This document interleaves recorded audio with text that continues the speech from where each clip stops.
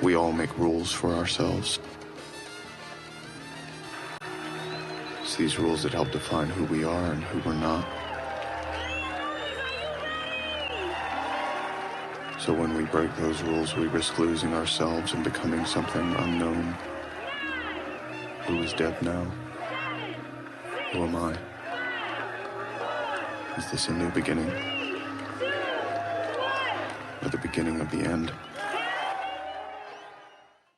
Is this a new beginning or the beginning of the end?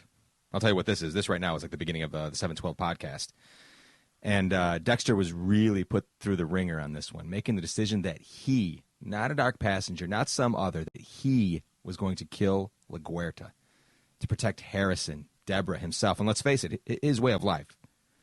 I mean, he cares about that. But to kill an innocent? This wasn't like when Dexter accidentally killed that somewhat innocent but sort of skeevy photographer, or even like when he killed Clint, right?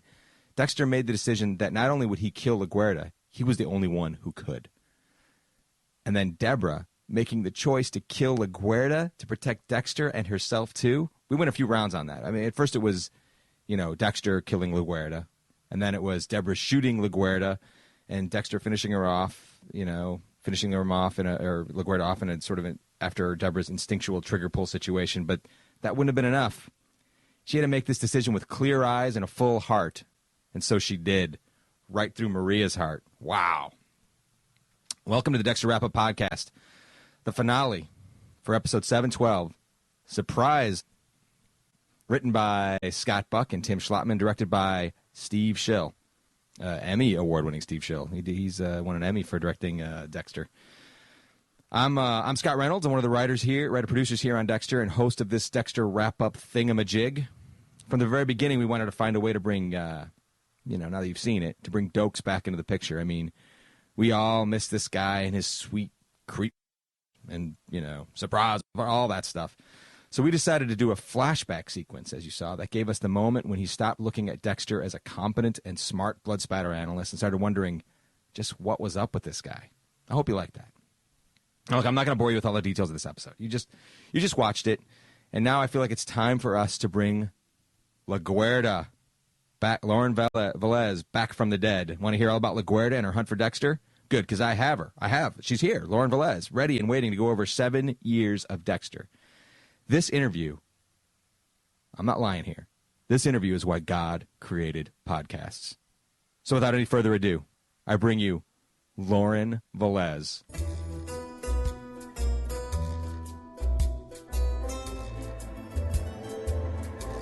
Wow.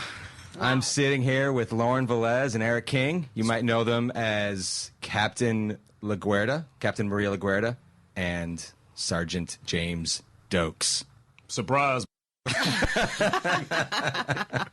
Hola. That's the tamer version. It's the nice version, the captain version. That's a captain's politically correct version of surprise. Surprise. I kept hoping at some point that towards the end, LaGuerta was going to have the chance to say to Dexter, like, I'm watching you.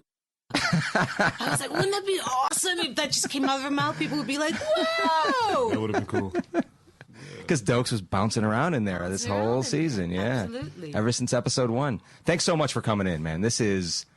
I am so stinking excited to have both of you here because, as we were talking earlier, you guys are the crux of the whole season pretty much. I mean, everything, because LaGuerta found that, because you found that little slide at the Doomsday Killer site, and it reminds her of the Bay Harbor Butcher slide. Gotcha. Which was blamed on Sergeant Dokes. Sergeant Dokes. But it's really great because she finds it at the very end. There's the tableau, the burned body of Travis Marshall is on the altar, and it's all really weird and creepy. And she comes in. I think she came in creeped out anyway. Yeah. Of course, who wouldn't be a body on the altar? But and then everyone's leaving, and she sees this glint of something underneath. Always the cop. There's Oh, this is always exciting. and I then feel like a she, fan. And then she, What? And then what happened? well, and then she knows it's evidence, so she has to pick it up with something, and she looks around. There's nothing, but wait a minute, I'm wearing a scrunchie. Slides it off, and then picks up the slide, and then the alarm bells go off. Like, where have I seen this sort of blood slide motif? It's not just a slide; it's that it's a circle. It's such a precise thing. And it's a recall for her. And it's a recall. And then she swipes the evidence. Yeah, from Masuka. I saw that, actually. I did see that. Right, yeah, so Who writes this? This is great, man. It's amazing. what a bunch of morons. This is good stuff. Right, yeah, you stole some evidence. I Which did. was, Yeah. Because let's talk about this relationship, the two that... I was going to say, that's not inconsistent with the Actually, when she's defending something, when something's important to her. Yeah, no, that's really true. I think that she felt really strongly about, well, Dokes is just kept saying, he is not right. There's something wrong. And I think Talking that's about something, Dexter. talking Right, about Dexter, that has haunted her because in some ways there was not only the fact that she didn't pay any attention to what he was saying, but by virtue of her withholding this phone call from Lundy, Right. then there was evidence that she could have used to exonerate him potentially, and that's inadmissible. Yeah. So she sort of screwed up on both fronts and feels partially responsible. I felt she was wearing this. And this is interesting because LaGuardia can compartmentalize She- a lot of... I love that you said that. You got that? Yeah. He wrote that! Because let's talk about some of the shenanigans LaGuardia's done in the past. Shenanigans. Right. I mean, What? very Sleeping political with somebody's boyfriend Somebody's is not a boyfriend. shenanigan. What's that called? It's a shenanigan of the highest order, actually. But that was pretty. It took me by surprise. That's fun.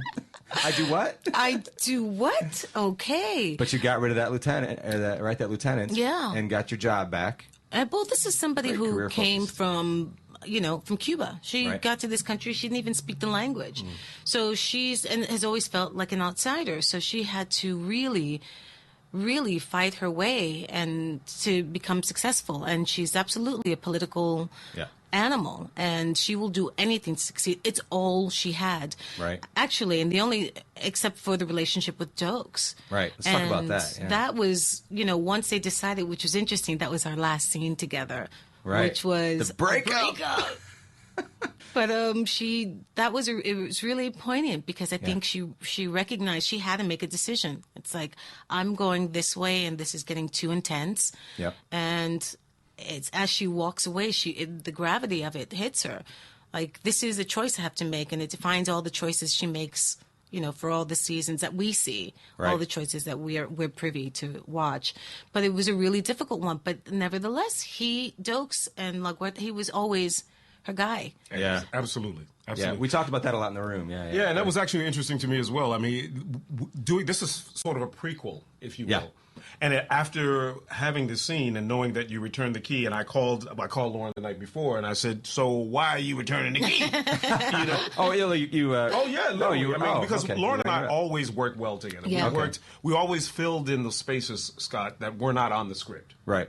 We had to have the through line. We had to know what was going on in the relationship. Yeah. Why did we break up? Why did we get together? And those kinds of things. Hopefully, through nuance came to the screen. Yeah, yeah, always did. Yeah. Yeah, so we always ask each other, so how did this happen? And I remember the night before we shot the scene, we even got into a little spat about, well, how did You it should see happen? Lawrence grinning. Well, big right now. Eric was saying, I'm sure that from her perspective, that is what happened. Right. I was like, no, it's actually what happened. Like, and nah. we're arguing as if it's a real memory. characters which was are really arguing funny. with each other. The characters are arguing with each other. Like, no, this is what I think happened. But it is one of the things I love so much about working with Erik. We really backstory was such a huge part of what we did together, and really trying to imbue every scene with such history and all that stuff, so that when you see it, it's just floating around there. Yeah, no, and it's rich stuff. Yeah. It reminded me of I think it was The Dark Defender, that episode, where we were outside with a comic book. Yes. Right. It's the first time we revealed to the audience that we had a previous relationship. We spent a lot of time talking about it. But in truth, Lauren and I had been working on that long before. No way. Yeah. Really? Absolutely. We feel that's like we amazing. made it manifest Yeah. on screen. Absolutely. We decided early on that we Yeah. had a previous relationship. Wow. So when we received the So we were script- just sort of reading into what you guys were doing, I think. All the time. I think that's so. great. Yeah. But I have to say that's one of the great things too about the whole staff. You guys actually really, it's almost like if we think it, you put it on the page. Absolutely.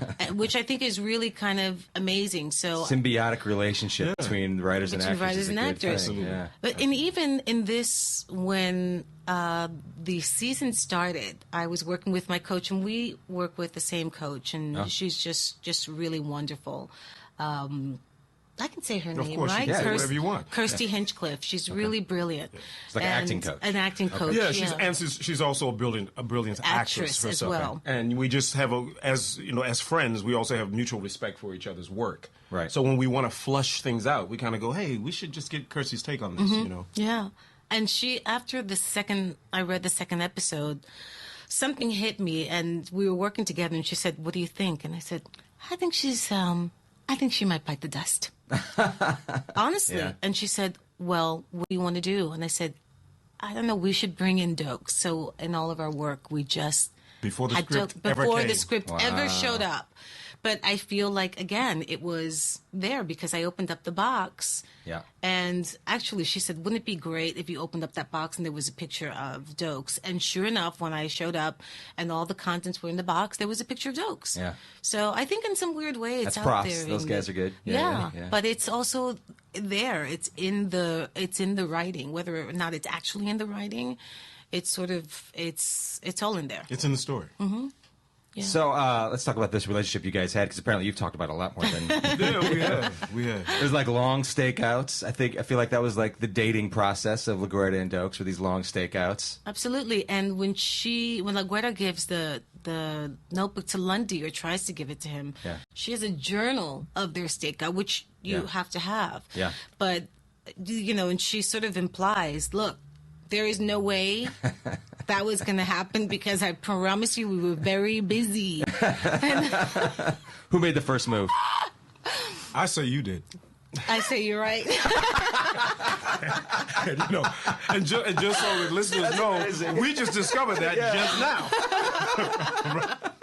Right. I mean, in some ways, I think they're very similar. Of course, LaGuardia is very assertive. She knows exactly what she wants. Yeah. Dokes is the same way. When he has something stuck in his mind, he's going after it. Yeah. And, to some degree, that was his demise. Right. Because, as you know, towards the end... And hers. Exactly. How crazy. Yes. Yeah. Which is, I think, absolutely what to what you're saying. Is that what the similarities? They're both so committed and impassioned and loyal, really, and very loyal, and they love their jobs. They love their jobs. And they're cops. Yeah. And even though she was never a particularly great cop, it's still what she loves. Yeah. Like Jennifer says, she bleeds blue first. Yeah. That's Right. Yeah, you guys bled blue. Yeah, absolutely. And however it manifests itself, whatever their styles are. Right. And at the end of it, I feel like that's what LaGuardia comes back to. And it really is about honoring his name and knowing that everything about him in all of our conversations, what really, I think, brought Dokes and LaGuardia together is that completely strong desire, that conviction of doing the right thing. That's right. No matter what happens. And absolutely, that's something that I think they talked way into the morning. Right. And then there's the what was it?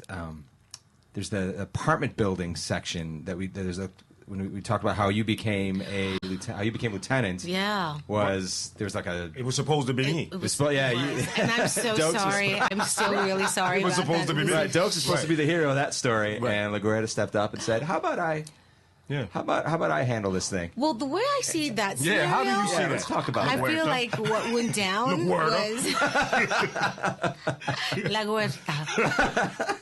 I feel like what happened was it's the opportunity just presented itself, and somebody came and said to her, like, "Oh, you did this," Right. and she never corrected them. Right. And right. so when James came, he did neither. Right. And so I think there was like sort of this weird silent pact, and it's something that they only talked about once, Right. because we reference it as well, but just once, that she didn't make the correction, so essentially she stole it from him. Yeah. And she did, and that's another thing that she has to live with and is trying to at least I owe you this much. It's the least I can do because I thwarted your career in a particular way. You know, she got the promotion, not him.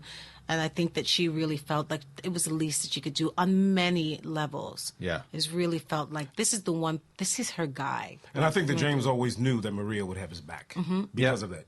Not only did she owe him, he also knew that she was loyal. Yeah.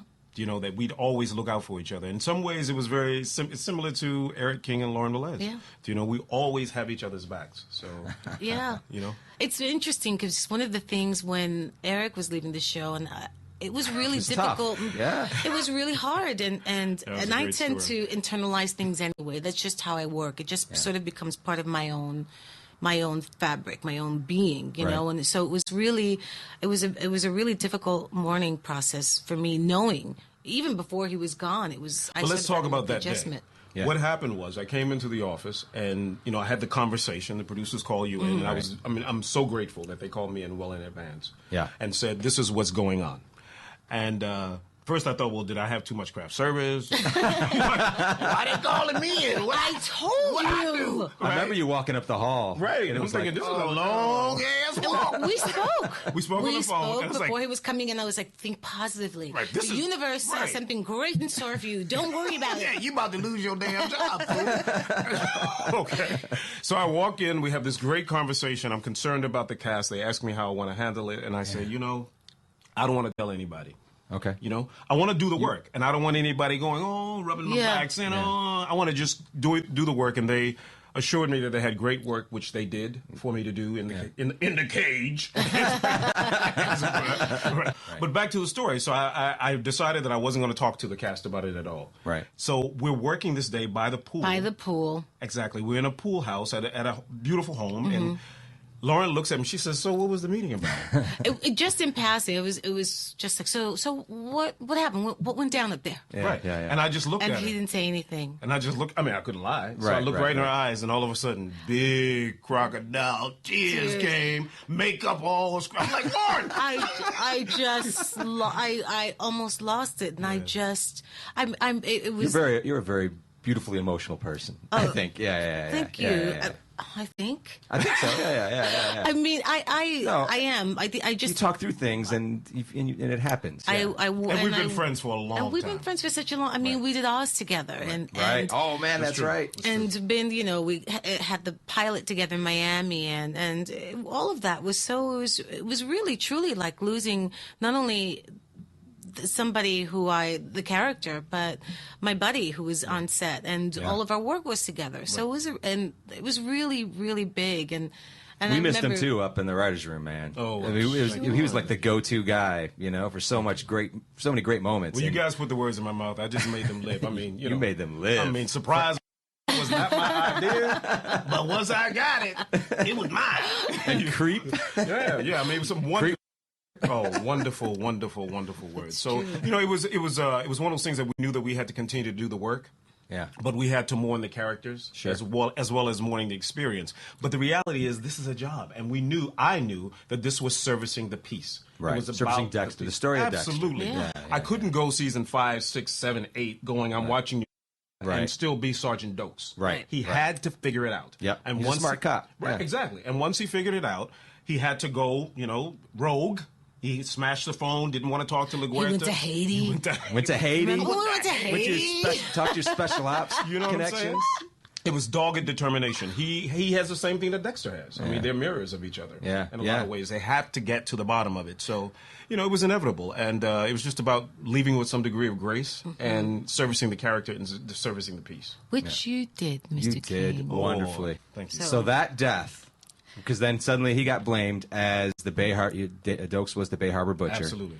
And you went to Lundy and tried to fix it a little bit. Right, and tried to fix it, tried to prove, you know, then she becomes more and more certain, of course, something is rotten in the state of Denmark. But then career kicked in and time moved on. Up until the end. She was still, when Lundy came to give her the news that he was dead, you know, she was in her office, there were papers everywhere. I played that she'd been up all night, and she had already strategized. She was like, I have the proof, I have this, and then Lundy says, sorry, but he's dead. But he just blew up. It's toasty Dokes. You remember? And then she just shuts down. Yeah. and then has to continue. And then after that, there was one season. And yet she's carrying it. And yet she's yes. carrying it. But I think the more she just becomes, after she finds Batista, they get together. That's sort of a little bit of a respite from that burden she's carrying. But ultimately, she sees that he's not the right partner either, because she's very ambitious. Dokes is ambitious, and Batista's like, "Hey, come on, man, let's go bowling, let's go to the bar." And she's like, "That's just not gonna work. Let's make love on a table." Yeah. She's like, actually, she wants to make love on the table, and she wants to lead, and then say, "Okay, I'm done. Time to go to work." Right. Yeah, that's so right. what are you doing today? Yeah. That's right. Oh, I feel good. Time to rock. So I think once that happened, then she sort of just went into complete work mode and really was sort of staring down the court of like, this is my life. I work. I am committed to my job. It's going to be a commissioner. The one man soon. who was in my life was Dokes, was James, and that was it for her. I mean, I even remember feeling like at one point we saw each other every morning, even when they broke up. I feel like we had coffee every single morning. The first person that she spoke to, LaGuerta spoke to, was James. Every single morning. Poor James. Poor James. So, I feel like she picks up the torch again this season, and actually makes a conscious decision, I think, that she is willing to die for it. Yeah. And that sounds very, I don't know. It might sound like, wow, easy. It's a little intense, but I honestly believe that she thinks that's all there is, and that's all her truth. She's sacrificed everything else. And if the one at the point where she sees, or it all goes awry with Dexter, and she's starting to become unhinged, you know, and really that kind of crazy feeling of like, how have you guys not seen it? Yeah. And the hysteria that brings in the very beginning, like, look at him. His, it's that. Well, there was that. She became Dokes. It's did it's become that Dokes. great character. I can't remember her name. Who's screaming, saying, we're all gonna die, whatever. Who's that? Cassandra? Is it Cassandra? Who always told the truth and nobody believed her. And That nobody was believes curse. her. And it's that kind of thing where it's just, she sees it, and then it's like the hysteria sort of moves away, and then it becomes something else. And then when she speaks to Deborah and she gets that bit of proof, it's like, okay, I'm ready to do this. There is nothing else to do. I'm not going to be able to stay here just biding my time until I manage to work it out and catch Dexter. It's got to end. And which is what she says. You have to end this. You have to end this. Well, you helped us out up in the room too, because it was, I think at a certain point, I forget what script it was, but you felt like finding out that Dexter was the Bay Harbor Bushes. Dexter was this this crazy serial killer, and he's been working with you all this time. We sort of written you initially as sort of righteously very angry, right? And you helped us, I feel like, to find something different. Yeah, right? well, I thought that anger was definitely there, but I thought she actually cared about. This is her family. Yes, I mean everybody. These are her. This is her world. She has no sister. family. This is it. This is it. This is it. As much as it's the perfect dysfunctional family. One kills people. Yeah, people die. It happens. People argue. They die. They drink too much. It's just And being Latina, I kind of get the whole thing. But I feel like this is once that's the most painful part is that. This guy that she had gone back and forth between being attracted to and feeling like she that's right. First season. Remember first season? Ice Truck Killer? The Ice Truck Killer. That and hand on the thigh. Absolutely. Yeah. And I think it went from that to her feeling like, we're simpatico. I think she thought that. She thought, he's got this whole other thing that nobody knows, just like me. Yeah. And I think she really related to him on that level. Like, I get it. I totally get it, and I have your back. I'm going to protect it. Because I understand it. Yeah. So really the devastation and the disbelief, I mean, just on the very first level, which is there's a killer in our midst. And then when you imagine this is the still person, working, right? Still working. Yeah. And then on top of that, it's wow, it's somebody you know. And on top of that, somebody you defended. On top of that, somebody who's responsible for the death of the man that you loved. A great cop, an honest guy. Yeah, honest, yeah. I mean, and... Talking about you, Dokes. Talking about you. Yeah, baby. Yeah, and also he's tampering with evidence. He's doing all kinds of things. I mean, obviously, what are the implications? What does that mean? Yeah. Do you know? Yeah. And so I think it has all those different layers. But the one I felt like we really needed to get to was... it becomes so personal. It becomes a quest, not just for Dokes, but because if she can exonerate Dokes, it makes her whole. It makes her clean. Yeah. And she finds forgiveness for all the other stuff that happened. All the other sins. It just wipes them all away. And I think that should be, and there is a purity in that. I think even wardrobe, the way they put the outfit together, it was all really, she wears less jewelry. At the end of it, she sort of just starts trying to get back to what it is that she wanted, which is her truth. Was that something you talked about with wardrobe? Absolutely. Yeah. Because she wears some amazing outfits. She wears. LaGuerta does. She really. Everyone knows what LaGuerta in that flashback. Especially in that flashback. But it's actually, that's right. Yeah. We had a couple of seasons where it was just like, I just don't even. I just felt like I can't do it. I can't. Yeah. I can't work out with this because I couldn't figure out how to justify such a smart woman being kind of that out of touch. A little loud. Yeah. More than loud. I think like now she's gotten to like normal loud. Yeah. Like I watch a lot of Spanish TV with my mom. Yeah. They all dressed like Laguerta. Yeah. And that's what it is. It's very polished. It's like you wouldn't leave without your hair done and your jewelry and everything. Right. And to me, especially that's Miami. Especially Miami, But we experimented a couple of seasons with some really crazy stuff. And I just thought, I'm glad we did it because we finally found where she really lives, Yeah. But definitely wardrobe was such a huge part. We talked all the time. Kathleen. Felix Hager, who was really extraordinary. Yeah. And everyone else who worked on Laguerta's wardrobe. And all wardrobe, How many people are on your wardrobe? Like 17, 18? Oh, look, only 4. It wasn't a lot. It takes a village to dress Laguerta. I used to have accessory anxiety.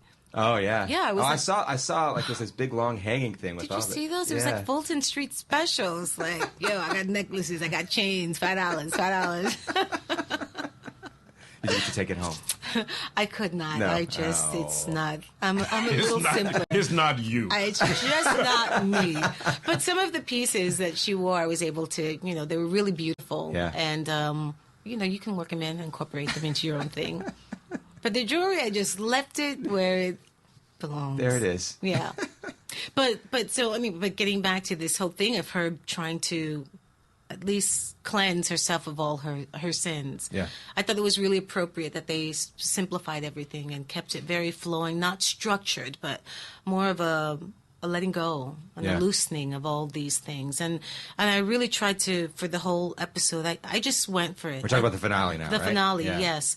I thought, just go for it emotionally, in every way. She allowed her to become unhinged, to be suspicious, to juggle, to go, did I just go too far? Wait, And, she was completely sure of what she was doing, but not of her tactics all the time. But so I felt like I really wanted to give myself permission to explore all of that and give people an opportunity to see this woman who I feel like we've never really seen. I was going to ask that, if I can ask you this. What do you think was most misunderstood about Laguerta? I think that people misunderstood her. Well, first of all, that they thought that she was very one-dimensional. She was just a political animal and just wanted to succeed, manipulative. And to be sure, that was all in there. But it's the why and what it is that drove her to be the person that she was, that sometimes felt she had to be, manipulate the situation or whatever it was. She had a code, too? She absolutely did have a code. I like this with you bringing the code back to everyone. No, it's really true. There is. The show, everybody has a code. Absolutely. And we do, as people as well. Yeah. We all have our thing, what drives us, and what we absolutely will do and will not cross the line, But I feel that people don't understand that at the end of the day, she really had a big heart, and she was somebody who just felt very alone. Yeah. Remember Oscar, the little kid? Yeah. That was so beautiful. That's the kid we found in the trunk of the car. Yeah, the one that saw trunk of the car. Dexter, and Dexter was all freaking out, and the drawing came out. It looked like Jesus. Yeah. Yeah. In the junkyard. In the junkyard. In the junkyard. And I feel like we had some real moments where we saw things taken away from La Huerta.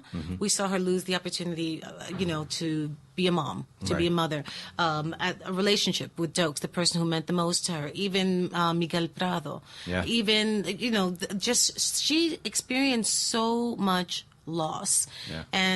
And we sort of just played it, and she did it in one or two lines, explained it, and kept on walking. Right. And I gave it to the character that's how she managed to strong. compartmentalize it. She just, if she thought about it, she'd be on her knees, weeping. So she didn't. She just did whatever was necessary. But in the finale, I think everything does bring her to her knees, literally. Yeah. And I think from the very beginning, when she marches into the bullpen and looks around. That she had this great plan. LaGuerta did. Absolutely. To once LaGuerta found out that Estrada, this guy Hector Estrada, was the Colombian kingpin who was responsible for Dexter's mother's death. Yes. But she comes up with this great plan to get this guy released after being in jail for 40 years. Got it. And to then watch this guy To bait Dexter. to bring Dexter out to see if he really is. Because that's his Achilles heel. Yeah. Yeah. And she got this close. I'm holding my hand up. This close to catching him. Right? Yeah. But in the interrogation scene, but it's interesting because to march him to do that perp walk, and march him, and really it's like biblical. She's like gonna be stoned, and she knows it, walking through the bullpen.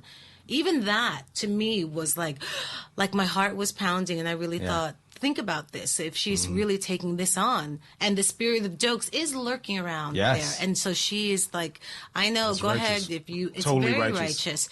and taking him there, and then she tries to do her own intervention. It's like, I know everything you've been there, and works different angles to try to get him to convince. And even still, there's that little teeny bit, I think, where she's like, please prove me wrong. Until he sets her up. And in that moment in the interrogation room, she's like, it is him. Yeah. It is him. Wow, He's because got that innocent look on his face, and he's acting like he's caring for LaGuerta. And really, when she's and that she's trying and saying, "I love you." Anybody would do this. Anybody, given these circumstances, would absolutely could be driven to do this. Kill so I want 90 you to people. know, kill 90, 80, 90, whatever numbers. What's a number? They're just slides. Just the other days of Just blood like- slides. But I think she really, when that doesn't work, then it starts hitting her. It's like, he's not gonna, and she can see that really. And then she starts saying, you framed Dokes, you did this. And when he turned it on her and says, what does that say about you? It's like the shame and the humiliation and so many different layers in that brilliantly written interrogation scene. Brilliantly written. I mean, it was. And Schlottman. Oh, it was just so exciting to. It was fun to watch you two on the dailies. It was incredible, and then especially with Zayas just standing above you a little bit. Yeah, and this also just somebody else about saying, you don't know what you're talking about. It's like, I get it. I know you. I know it. I know I'm alone. I've always been alone And cornered. and cornered. Right. But I am going to, continue on this path. So and he brings up so much stuff, and when he mentions Dokes, it reduces her to tears and all that stuff. And the Matthews relationship's interesting too. oh my gosh, It's very, very funny. I love what's developed because he really. The two of you, LaGuerta and Matthews, just screw each other over at every turn. every turn, and ultimately LaGuerta won. Yeah, she did. Well, we'll see what happens Opposite next sides of the season. same coin, because though, aren't they? she says you'll get what's coming to you. But yeah, opposite sides of the same coin. But he absolutely, Jeff and I, Jeff who plays Matthews, gave it to ourselves that we had this very long relationship. He mentored her from the time she was a teenager and had to deal with this, Southern Floridian man, just like, listen, you Cubano, and all that stuff. And they Big had white male, big white male who, they had a relationship, they had all this stuff. But she is always looking to him for her daddy, you know, approval. So it's even that was wonderful and complex and layered, and it was just so much fun to play with him, because at the end of the day, it's like, God, I can't believe you're all I have, but okay, this is what's, help me. And then at the very end, when she goes to Deborah and tries That to was- appeal to her, woman to woman, it's really saying we both have somebody we're protecting, and Yeah. everything we've been through. Candy Staten or everything. somebody like that. It's a singer. Somebody like that. Anyway, right. But the beauty of that, of her really saying, let's not do it anymore. Let me help you not do it anymore. Yeah, you don't yeah. have to. It's only going to end badly for Because you. you knew Deb was a good person too. Yeah. LaGuerta knew that from the very start. The relationship is a very interesting, tortured relationship between the two, between Deborah and LaGuerta. Yeah, but but- ultimately they cared for each other a lot. Absolutely. They always have. And for La Huerta was really, a lot of it was, this is the pure example of nepotism for her. Here it's Deborah. She walks in, La Huerta came off a boat, not speaking Yeah. English, has to scrape and everything. And she looks at young Deborah, who it's like, Legacy. you're great, your father's great. And she's resentful Yeah. of what she thinks is the ease with which Deborah's career is ascending. And she's had to, God knows how many people she's had to have lunch with. And did you say lunch? Lunch. Lunch assignations. That's funny. So I think that's what the relationship is, but she really always cared deeply for Deborah Morgan. Absolutely. But then she sees that video I'm looking at Erik now. She sees this video of Deb loading up some gas. That's and putting it in a putting into a gas can right next to the church. Got it. Which then Makes her ties, complicit. Yeah, Exactly. ties Deb and Dexter together. And she says, do you have anything you want to get off your back? And Jennifer played it. Oh my gosh. So beautiful. It's like the weight of the world on her shoulders. Yeah. And just this sigh. And she's like, you're under too much stress. And La Huerta's like, wow, that's the ultimate betrayal. You're going to leave me hanging too. Yeah. I thought at least we had this. And then so at the end, she just, she does what she has to do. choose. Yeah. And really tries to still say, I will, you can go ahead, kill me, but him you have to put, that she says put him down. Put him down. Yes, that's what she says about Dexter. I saw that script. Yeah, you saw that That's one. right. That's right. Yeah. That's the last script. That Yeah. That I mean, read through, even at the read through, Whew. there was this palpable sense of, I don't know, sadness and excitement, and it was amazing. I'm Yeah. looking forward to seeing that scene. Quite honestly, It's I cannot good. wait to see that scene. Me too. I'm looking forward, I think. I don't know. Is this your first on-screen death? No, I've You died many died- times. Have you really? And very pro. dramatically. Close your eyes. Die. Well, we actually had one take with the very end that we did the last scene where the squib, The squib goes right off. out your chest, yeah. And you as an actor, you carry around this stuff. You're just carrying it. And I knew she was going to die. What do you mean for a this few stuff? weeks. You know, These the guy- the emotions. actors, Sorry, the the actresses. actors, Right, yeah, the yeah. actresses. Or for me, let's say, I usually the minute I read it, it goes into my brain, it stays there, and it becomes alive. Yeah. And so even that day in the container when we did the first take and Jennifer as Deborah shoots La Huerta and she comes over and she right on my shoulder, she just collapses and sobs and puts all of this stuff right. She lets it all go. I was like, oh, it was so intense. Yeah. So anyway, by the very end, by the time the squib went off, and it was sort of the last take, I heard cut, and I went to get up, and Jennifer said something to me like, I'm sorry. But she was saying it to La Huerta. Yeah. And I had imagined I heard cut, and she said, I'm sorry. And I just broke down crying, like sobbing. And like, And what you should know, listeners, is right now Lauren Velez's eyes are filled. they're always, Lauren Velez is that baby. No, it's all, Yeah, that's one of the things okay. that's beautiful about working with you as an actress. I mean, everything's right there. Yes. It's right there. If it's there, you can bring it up, you can access it. And it's something that other actors can feed off of. So Oh, thank I you. love looking into your Thank big old you. beautiful eyes. Ah, baby. Thank you for that. Should I leave the room? No, you don't have to leave. But, so look, to wrap up that thing, it was funny because I had a complete breakdown, and then Yeah. Jennifer says, "Baby, you're still dead," and I'm like, "Huh? I am." So she refused. It's a classic Shakespearean death. She will not I'm not die. done. I still have some life in me. There's a toe moving, a finger moving. And finally, the last, Was that shocking for you when you read the script and saw that? Because the process here was only you and Jennifer and Michael, director and Showtime, whatever, Right. had that script. So when we did the read through, the rest of the actors didn't have it in front of them. That's So right. everyone's just paying attention to find out what is going to happen. Right. And to find out that it wasn't Dexter who killed you. It wasn't.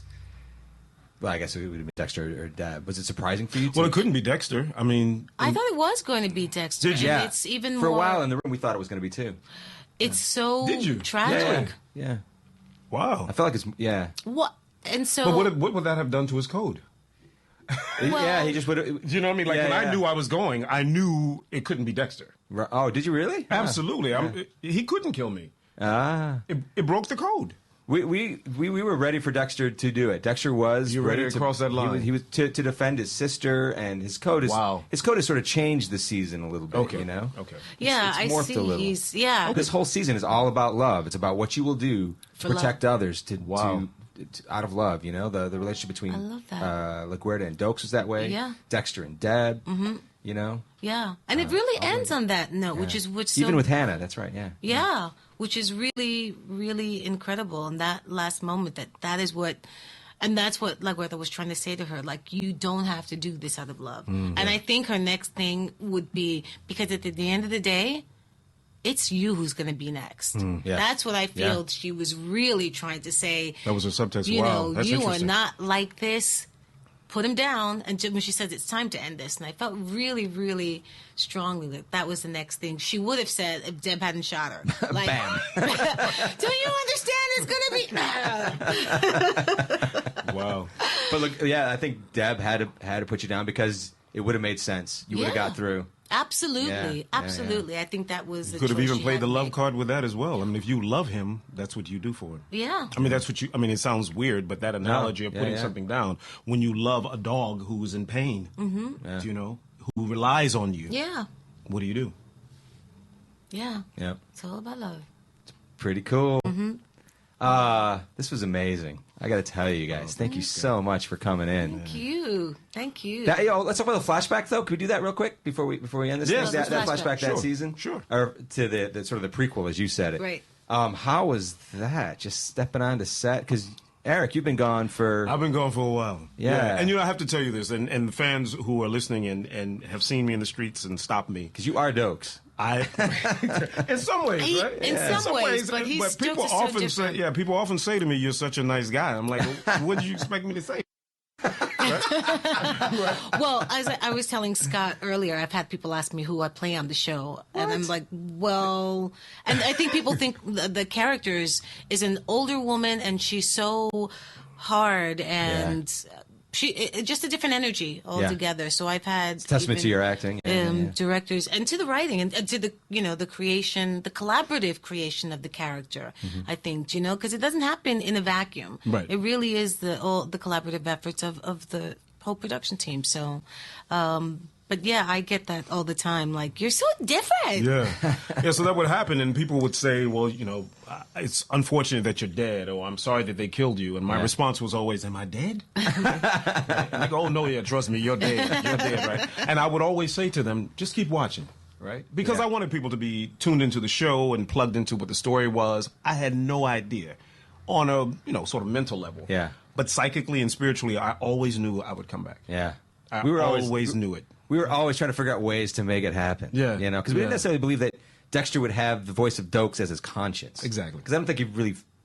Right. Sorry, but I don't think he really felt that guilty. Well, we'll about see. it. Yeah, who knows? We got a whole nother season, baby. right. But I always would just sort of plant that, and it was when I got an opportunity to come back and just try Dokes back on, man. I was easy? thrilled. Yeah. Oh my God. Well, It was. I was thrilled to be back with this family of cast and crew and It the is a writers and the story, because that's exactly what it was. Yeah. You know what I mean? I mean, it was a family. We felt such nostalgia after that read through. Like we all, Lauren Gustis came in my office. She's like, "Oh my gosh, wasn't that just the most wonderful experience down there? Yeah. Oh my goodness!" Just the first surprise. it was, it audience. filled the room. It was really weird. It still gives me chills that even just hearing your voice in the room, sort of like, it was like there was this missing piece that we sort of just made our peace with. Yeah. And I feel like all of a sudden it filled this space, and it was unbelievable. It was beautiful. It was really great, and it felt like Thank you. it felt right. Yeah. It just sort of made everything complete. And I think even that we shot this our flashback scene the last day, Yeah. and like I was back in my old office, and Yeah. I mean it was just a beautiful way to look back, and they've never had an intimate moment like that, Right. Yeah. that anyone's ever seen. Yeah. So it was really great that we had it, And it was that the people last knew it. scene for you. And it was the last scene that I shot. Oh, so was it really? It Oh, was. wow. So it was something very bittersweet about ending Beginnings with that. and And we walked Yeah. off together. And we walked off together. And then there was that great moment. I think with the flashback, it was very fun to find out that Dokes and Dexter at one point Got were not along. nemesis. Yeah, Exactly. yeah. Like Dokes looked at Dexter and went, "This guy knows his." Yeah. Yeah. And then the first line, of course, is surprise. yeah. But not in a bad way. Absolutely. Yeah. And Like so buddies. my thought was it started as a joke. Yeah. Surprise started Oh, as I a like joke. So that. when Yeah. you see him at the container and he surprises him, it becomes something else. It's Yeah. the code of between the two of them. Yeah, I'm watching you. Right? But initially it was a joke, and I didn't know that. Yeah. No, it was know, fun, until it was you fun to wrote it. find out. Yeah. Well, it's interesting. Even you just made me think of something in the pilot where you were just staring Dexter down in La Huerta's office. Yes. And she's got this smile like, "You two knuckleheads, Right. come on, work it out." Right. Yeah. And even for her, it was contentious, but not at all Yeah. like a threat. Like, And I think for Dokes, it was, are you really choosing him over me? Mm-hmm. I'm telling you what we should be investigating, and this guy is telling you to look somewhere else. Right. And you're actually going to do that? Right. Maria, are you serious? It's happening now. For this creep? Right. Exactly. yeah, that was pretty cool. So that was a great way to end it. I Yeah. thought. That was pretty Beginnings sweet. and endings, and it was Yeah. it's a great season. Yeah. You guys brought it like it's never been brought before. It's so great. Thank you. I think thank you. yeah, it's going to go down in the annals of television. Yeah, I hope so. And, Yeah. and Scott, I just, on behalf of all of the cast, the fans have been amazing. Yeah. I mean, to keep this character alive, to keep the work that I created with you guys Yeah. alive, all these years later, still running to people in the street. Yeah. It's I really appreciate them, and I appreciate it. I yeah, really do. and just the investment. People love these characters, They and really do. it's really wonderful. And they also, I feel like they actually know them. Even Yeah. whatever, somebody could say one thing, or like Jokes is what, like what that would. Right. But And they did say that. Then they do. But I feel Well, because like in any other movie, you guys would be the heroes. Let's Right. just face it. And, when I mean, you're like the lone captain who Scott, finds out. I'm Yeah. chasing a serial killer. Yeah. Why are you why pissed are you off the at bad me? guy? But and again, well, that's again the testament to Michael Oh, and yeah. the writing and Absolutely. everything. They That's make the character sympathetic, yeah. sympathetic and so complex. Yes. There's Yes, no yes. way. Nothing is just one way. Yeah. And I think that the fans and I think the audience really somehow, even if they're not so vocal about that, but they intuit it, and they really pick up on that. And I think that's why it just resonates with them on a whole other level. Two very moving deaths, man. Yeah. Yeah. And they mean something. Yeah. They mean something. It's Yeah. beautiful. Yeah. It's great. Yeah. So look out the rest of the cast. It's coming after your Everybody, ass. Everybody's vulnerable. Yeah. Next season, I want to come back as a ghost, but I want to come back as a different ghost. Get a whole new wardrobe scheme. Yes. It'd be like you could hear the chains coming down the hallway. That's just like, what is that? That sounds like what's that? Hello. Yeah. And you just sing everything. Everything, right? I actually do that. But I for one, we haven't even finished this season, and I cannot wait to find out what happens in the last season. Yeah, it's pretty It's gonna exciting. be crazy. Yeah, we're just not breaking that stuff now. Hopefully. You can't tell us, really? You can't tell us? Yeah, I'll tell you right now. Hang on. What? My ears are You're covered. kidding. I don't want to know. I want to take the journey just like everybody else. It's been amazing. It's Yeah. an amazing ride. Yeah, Yeah. it's been pretty extraordinary. so thank great to you. work with you guys. Thank you. Great Thank you, working Scott. with Thanks for you. coming in for the podcast. Yeah. This is fun. And thanks everyone for listening. Yeah, thank you so much. Yeah, pretty great stuff. All right.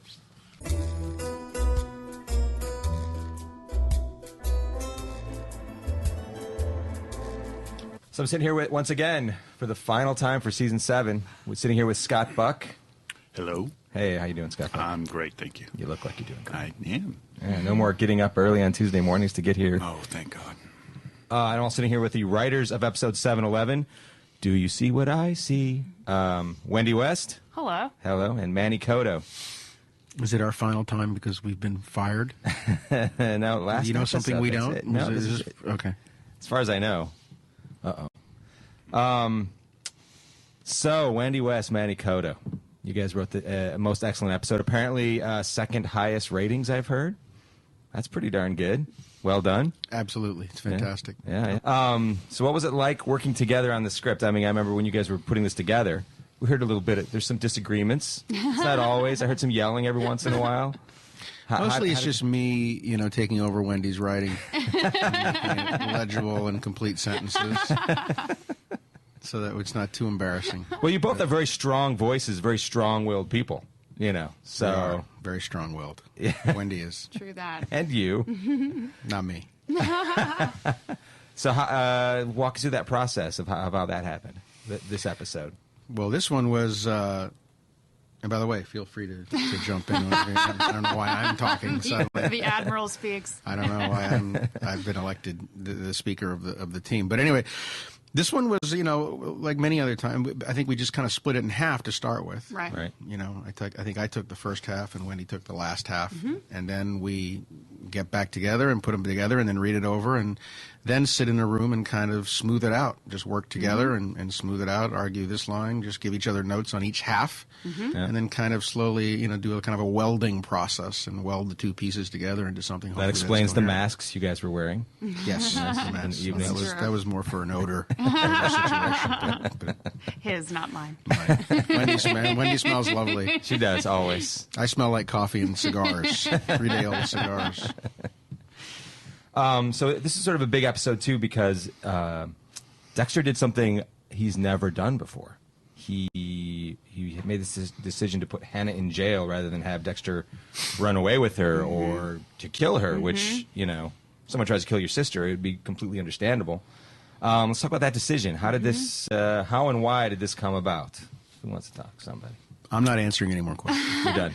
I think the interesting thing that we were going for with this episode with Dexter is that, as a forensics person, he's always looking for hard proof. But the initial conversations about this episode are what happens when seeds of doubt are sown. And, the question is, can you ever really trust a poisoner? And I think for a long time Dexter thought he could, and then he quickly realizes during the course of this episode that he can't. And of course he does ultimately get forensic proof, but we were really interested in exploring how doubt can unwind a relationship. Which is everybody's felt that at one point or another. No, never. Never. Not Scott Buck, but most people have. And it was interesting because Dexter was put in another strange situation of trying to prove somebody didn't do anything. Right. Yeah. Which was a lot of fun to watch him in that apartment, see his frustration. It's a testament to Michael C. Hall and what he's done, and to the writing. Don't worry. It was also interesting in the sense that we'd already set up that he could not kill Hannah. Yeah. He already Right. tried and failed. That's right. So when his doubts were assuaged as far as her guilt, or whether I'm sorry, not assuaged, but when he realized that she probably was guilty, he knew he couldn't kill her, so he had one recourse left, which is to turn her in. Michael Which had is her biggest nightmare. Yeah. In last week's podcast, Michael talked about the ending a little bit and how he didn't necessarily feel it on the page, but I felt like we talked about it a little bit that when Hannah was being arrested by his sister, there was a look from Dexter to his sister that was sort of, why couldn't you have just let me have her? That's Michael. Yeah, and it was amazing. It was great. Amazing. Yeah. Yeah. The way this whole sort of Dexter team comes together and makes things unexpected, and it's good. I also Actually, I suggested that to him on the set. Hey, he just wants to think that he's coming up with stuff, but he's forgotten the moment where I pitched him the entire way to play the ending. Manny Cotto, Thank you. acting coach. You gonna say something? that the way he played the scene prior to that too, of quote unquote choosing Deborah and choosing to give her the evidence over Hannah. It was an interesting reflection that he then went to that other place in the other scene as like a direct counterpoint to the dynamic he had with Deborah in the previous scene. You know, that here he is choosing her, and then there's this other side of him that's like wants to have it all. Yeah, it was heartbreaking. That I watched it with a bunch of friends. I think Rob G was there too, and I actually saw Rob G wiping his eyes. Lie. It is true. He was wiping his eyes when she was walking off, and it might have been just allergies, but I think he was moved. I think he's pretty much crying all the time. All right, well, on that note, let's go to some questions from the fans on Facebook and Twitter. We got some good ones. We got Pork Chop Express. We got some Big Trouble in Little China fan there. Pork Chop Express on Twitter asks, why is the end of episode 11 from this season the most heartbreaking moment of the series he can think of? Wow. Yeah. Way to go. Way to break hearts, Manny Cotto and Wendy West. Because she's still alive, frankly. It's weird, right? Yeah. Yeah, in some ways it would have been easier if he would have, possibly easier if he would have killed her. Yeah. It would have been final. Except I don't think we would like Dexter so much anymore. I think you're right about that. I'm not sure people were completely on board with it going to jail either. It's interesting. I love that we were able to push Dexter into a place where he isn't necessarily the most likable serial killer in all of America. But in some ways, Dexter's always been about meeting his own style of justice, and I think for him, that was probably the most just solution to the situation. Yeah. Rand Karen on Twitter asks, Hannah's last line, remember what the last line was? You could have killed. You should have killed me. You should have killed me. Could mean different things, all quite heartbreaking, but which do you guys... which meaning do you think it is for you guys? It's multiple layered. It's absolutely. You know, it felt like a threat to me when I watched it, like when she looked at him. She's quite angry. Yeah. Yeah. And hell hath no fury, certainly. Right. Then a woman scorned. An actor Raji scorned. crying. Yeah. Yeah, that was pretty intense. Asuro Kissimal on Twitter asks, why didn't Dexter run a DNA test on Hannah's hair? Did he just forget, or what about that? Remember when he was in the bathroom and he found the hair? I think the answer's there. I think he knew it was Hannah's, and also knew she'd gone over to the apartment. So in some ways, it wasn't wasn't surprising. necessary. Yeah, Right. exactly. And it was also, in the voiceover, he said that thing about how, or could I have brought it? Like in some ways, he knew it wasn't conclusive. Right, it could have been a transfer. It could have, right. it could have come from him. Right. A transfer. I love it. Wendy West. Geek. Yeah, you do. On the show, Wendy West is our forensics person. You go to classes all the time. And I do. It's good. It's great. It's true. Ryan25806131 on Twitter asks, how did Dexter's spiritual journey in season 6 prepare him for the events of season 7? I think it's all part of his natural progression of becoming more human and more open to experiences. This is a side where we saw a much more human side of Dexter than we've ever seen before. Yeah. So in some ways, Brother Sam sort of allowed this to happen. Well, that and also just Harrison having a son, putting him in a protective situation like that. Yeah. Jazzed KO on Twitter asks, why have Dex think Hannah would use traceable meds when untraceable poison works for her? In the past, she'd used things in which they, like Sal Price, where they couldn't find anything. So let's talk about that decision to use. Well, in this her case, med. it was Deb's own meds. Right, exactly. That's the best way to disguise it, to make it look like Deb had made it and had accidentally taken too much. Right. This is already in her system. Yeah, Right. yeah. So it's a good alibi. Noe and Damon on Facebook asks, why would he turn Hannah in knowing she knew what she had done and had the power to snitch on him? She got herself immunity the first time when she was a teen, so why would Dexter think that she would not try to use what she would know about him to get her immunity? That's thought it was answered in the next episode. Yeah, it is, right, Yeah. exactly. Yeah. There is an answer. Yeah. So watch, they actually episode saw 12. it. They actually saw it. So now they know. So I shouldn't have even asked that question. Bad Scott. It's Bad because Scott. he knows that she loves him. Yeah. Yeah. But also, I mean, the other reasoning was who's going to believe her. Right. She can make any outlandish accusations against any single person with no proof. It's None at just the babblings of someone who's desperate to get out of her situation. And especially after, with LaGuardia, it's like she's just piling on. Right. Yeah. Jacqueline on Facebook asks, Dexter supposedly got away with killing for 20-plus years without being caught, but he's seemingly gotten worse at hiding it and not making mistakes.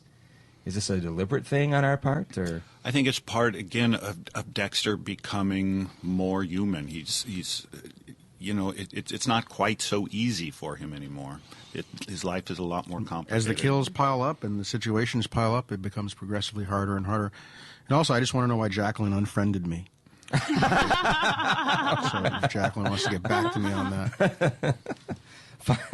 Finally, Mallory on Twitter asks, she's always hearing sirens in the background of the Q&A of the podcasts. Where are we? We're in hell. We are smack in the middle of Hollywood. Yes, yeah. So that's why there are a lot of sirens. We hear them all the time. It's sort of a fitting, like when we're breaking story. It's the Writers Guild coming in and taking away our WGA cards back. They have sirens? I didn't know that. Yes, they have sirens. They've just hired a police. They have their own police force. The WGA. Switching gears to the finale, because there's not going to be a Q&A for the finale now. Since we won't have another Q&A for that one, let's talk a moment or two about why we chose to end the way that we did, with Dexter deciding to kill LaGuerta, right? Mm-hmm. And then Deborah pulling the trigger, and not in a very determined way. Eyes open. Eyes wide open. Talk us through that. I mean, when we broke the season, it wasn't our original ending necessarily. No, I think we talked about it in a lot of different ways. With one potential ending that we had discussed for a long time was that it was going to be LaGuerta pulling a gun and Deb just reflexively shooting her on instinct without thinking about it. But it sort of felt like the easy way out. We wanted Deb to have to make that decision. And so much of this season, again, has been about Dexter leading Deb down a very dark path. And, we didn't want to stop short. We wanted to see how far Deb was willing to go. She went all the way. Mm. And Dokes. People are really happy about Dokes appearing. Surprisingly. Isn't he great? He was fantastic. And that guy doesn't look like he's changed at all. Yeah. He's in some sort of stasis machine or something. Yeah. Such a great table read. It's like one of the all-time great table reads. Yeah. Yeah. Well, why the use of Dokes? Why did we decide why did you decide we wanted to bring this person back? I think we've often talked about potential ways to bring him back, but we didn't want to do it just for the gimmick of it. It really had to be integral to the story. And since we were telling the end of LaGuerta, she has always been so connected to Dokes. It just felt like an interesting way to go back to the beginning to show how this all got started before we wrapped up the end. It was interesting to see that Dexter and Dokes weren't nemesis at the very beginning. Yeah. It was fun. Well, thanks a lot. There it is. Also, if you get a chance, check out the Dexter Early Cuts, All in the Family. It's on the show website. I did that with David Mack. We show Dexter in 1999 dealing with New Year's Eve, and he comes to a very different conclusion than the conclusion we come to at the finale about that holiday. So, and it is also about he and Deborah and secrets, and it illuminates the finale a little bit more. You should check that out. And there it is, our final podcast for Season 7. We finally made it. It's been a long, fun ride into your eardrums, though some of you could, use some Q-tips or something. I hope that you dug what we managed to do each week and every week. And if you get a chance on Twitter, thank each of the actors and the guests for taking the time out of their busy schedule to do this thing. I want to thank Lauren Velez, Captain Maria LaGuerta, and Erik King, James Dokes. We're going to miss those guys, huh? Yeah. Some serious business to knock heads with Dexter. Blood will be shed, lives will be lost, but it was fun to listen to them talk to one another and to us breaking down all things LaGuerta and Dokes. I mean, who knew that they would call one another before each scene and talk it through? I mean, that's a commitment to a role. Mm-hmm. And how about that super insider knowledge that it was LaGuerta? They both decided that it was LaGuerta that made the first move while she and Dokes were on a stakeout. Yeah. It's like love with some cops, ain't no surprise. I also want to thank all the writers for taking the time these early mornings to come in and yak it up with me, answering the questions. Scott Buck, Manny Cotto, Tim Schlotman, Wendy West, Jace Richdale, Lauren Gussis, Erica Mittman, and Karen Campbell. It does take a village to make this show happen. Mm-hmm. It's just that village is crazier than most. And I want to thank, of course, Rob Galuzzo, a.k.a. Rob G., the producer sound guy for the podcast. Always here. Crying. Always doing it. Very emotional. Mm-hmm. It's great. Ladies, look him up on Icons of Fright. Do it now. I also want to thank Trisha O'Brien and her crew at Showtime headquarters in New York City, Aaron Joyce, Andre Sala, and Dan Leventhal. We couldn't do any of this without them. I'm Scott Reynolds, one of the writers here on the show. You can find me at Twitter at JScottAmy. Catch us next week when our guests will... Oh. That's it. See you next year. Yeah, it is the last one this season. However, keep an eye out on my Twitter feed at JScottAmy and at show_Dexter on Twitter and the Dexter Facebook page. We got big plans for the in-between time. We plan on interviewing other people throughout the break, hopefully one a month. We'll talk to Dexter Big Bads. It's going to be fun. Who knows who will appear in your earbuds? It's scary, right? We'll be back for Season 8, more actors, more behind-the-scenes people. We have big plans in store for the final few. Well, that's it. That's the end. Don't worry. It's going to happen again and again. At least 17 more times. It has to happen. Have a good week. Good job, Scott Reynolds. Thank you. Good job.